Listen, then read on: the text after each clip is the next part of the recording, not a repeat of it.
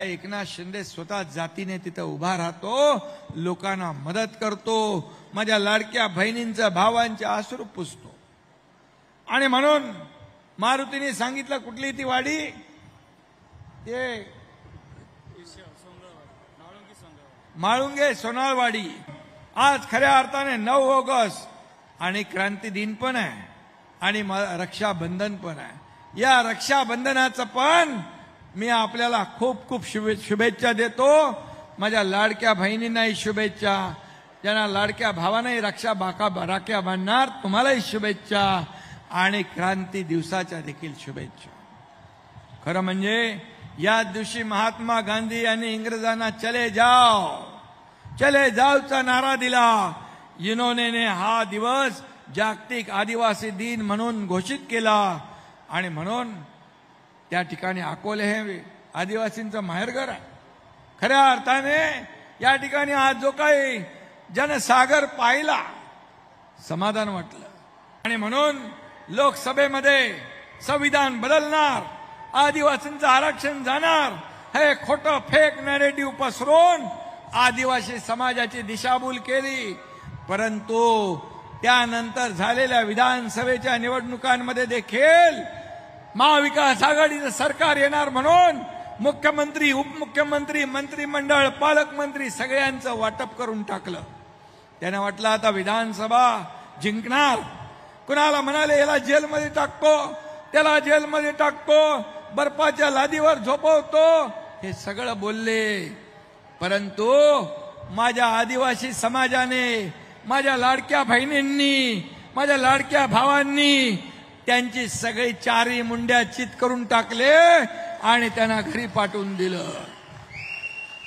आणि म्हणून मला आपल्याला एवढंच सांगतो, पद येतात, पद जातात, पुन्हा येतात. परंतु या एकनाथ शिंदेला या महाराष्ट्रातल्या तमाम लाडक्या बहिणींचा लाडका भाऊ ही नवी ओळख मिळाली, ही मला सगळ्यात मोठी आहे. आणि म्हणून मी आपल्याला एवढंच सांगतो की आजचा दिवस अतिशय मोठा, अतिशय महत्वाचा आहे. आणि म्हणूनच मी तुम्हाला खात्री देतो, मी तुम्हाला शब्द देतो की शिवसेना कधीही या ठिकाणी आपल्या आदिवासी समाज, लाडक्या बहिणींना पण सांगून ठेवतो. लाडकी बहीण योजना सुरू केली, त्या विरोधक म्हणाले चुनावी जुमला आहे, हे खोटं आश्वासन आहे. परंतु एकनाथ शिंदे, देवेंद्रजी, अजितदादा यांनी लाडकी बहीण योजना आम्ही सुरू केली.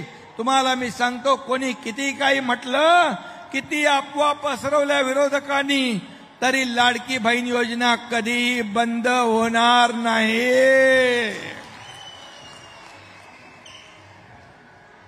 आणि आम्ही अनेक घोषणा केल्यात, वचनं दिलेली आहेत.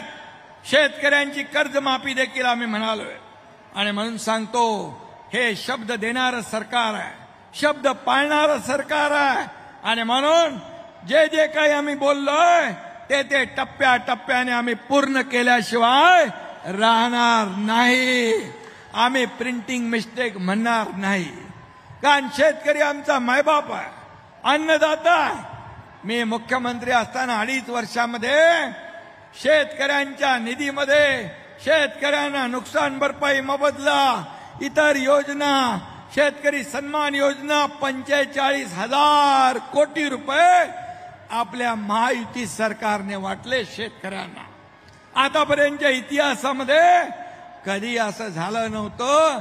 आणि तुम्ही देखील भरभरून या विधानसभेच्या निवडणुकीमध्ये आशीर्वाद दिला, आदिवासी समाजाने दिला, लाडक्या बहिणींनी दिला, लाडक्या शेतकऱ्यांनी, लाडक्या माझ्या भावांनी. आणि 232 विधानसभेत 288 पैकी 232 आमदार तुम्ही निवडून दिले. आतापर्यंतच्या इतिहासामध्ये कधी झालं नव्हतं. हा इतिहास तुम्ही घडवला. विरोधी पक्षाला विरोधी पक्षनेता एवढा आकडा देखील तुम्ही ठेवला नाही, म्हणून तुम्हाला मी धन्यवाद देतो. मनापासून आपले आभार मानतो. आमची जबाबदारी आहे. आम्ही गोरगरीब जनतेसाठी आमचा जन्म झाला. सोन्याचा चमचा घेऊन आमचा जन्म झाला नाही, पण या महाराष्ट्रातल्या तमाम जनतेच्या जीवनामध्ये सोन्यासारखे दिवस मात्र आम्हाला आणायचे आहे. एक शेतकऱ्याचा मुलगा मुख्यमंत्री होतो, तुम्हाला हजम होत नाही, तुम्हाला पोटात दुखतंय, पोटदुखी होते, रोज शिव्याशाप आरोप देता, परंतु हा एकनाथ शिंदे आरोपाला कामाने उत्तर देणार, टीकेने नाही कामाने उत्तर देणार. आणि म्हणूनच 2.5 वर्षाच्या कामाची पोचपावती तुम्ही झालेल्या विधानसभेच्या निवडणुकीत दिली. मगाची मारुती म्हणाला की हे उठाव करणाऱ्यांचं तालुका आहे, बंड करण्याचं तालुका आहे. आणि म्हणूनच जेव्हा अन्याय झाला, जेव्हा शिवसेना जो काँग्रेसच्या जोकडात बांधायला घेतली, त्यावेळेस एकनाथ शिंदेने बंड केलं, उठाव केला. 2022 साली या राज्यातलं सरकार पलटवून टाकलं, उलटावून टाकलं, तख्ता पलट केला, टांगा पलटी, घोडे फरार. आणि या सर्व महाराष्ट्रातल्या तमाम माझ्या माता भगिनी भावांनी ते स्वीकारलं. एकनाथ शिंदे 80 जागा लढला, 60 जागा जिंकल्या आहे. माझे 2 आमदार इथं बसलेले आहे. आणि ज्याने आमच्यावर टीका केली, म्हणाले एकही आमदार निवडून येऊ देणार नाही, त्यांनी 100 लढवून 20 आले. मी म्हणालो देवेंद्रजी आणि आम्ही दोघच मिळून, तेव्हा आम्ही दोघच होतो.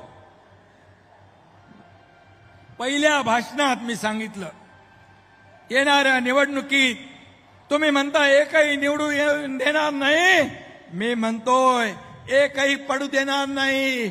आणि 200 पार झाल्याशिवाय राहणार नाही. आता शेती करायला हा एकनाथ शिंदे गावालाच जाईल. 232 आले ना. आणि म्हणून मी आपल्याला एवढंच सांगतो की आज हा आदिवासी जो आहे, आदिवासी जंगल जमीन याचा संरक्षण करतो, पर्यावरणाचं संरक्षण करतो या ठिकाणी. आणि म्हणून आदिवासी समाज जो आहे, आदिवासी समाज वाड्या पाड्यांवर राहणार आहे. मगाशी मारुती मेंगाळे यांनी सांगितलं, त्यांनी माझ्याकडे या ठिकाणी सांगितलं, खरं म्हणजे आदिवासी हा जंगल का राजा कोण आहे? जंगलाचा राजा हा आदिवासी आहे, हा भूमिपुत्र आहे. हा या ठिकाणी जंगलाचं रक्षण करतो, पर्यावरणाचं रक्षण करतो. त्यामुळे तुम्ही जे म्हटलंय की या ठिकाणी खरं म्हणजे तुम्हाला आरक्षण हे राज्यघटनेने दिले, भारतरत्न डॉक्टर बाबासाहेब आंबेडकरच्या राज्यघटनेने दिलेलं आहे SC आणि ST ला. त्यामुळे तुम्हाला तुमच्या ताटातलं काढण्याचं काम कधी सरकार करणार नाही.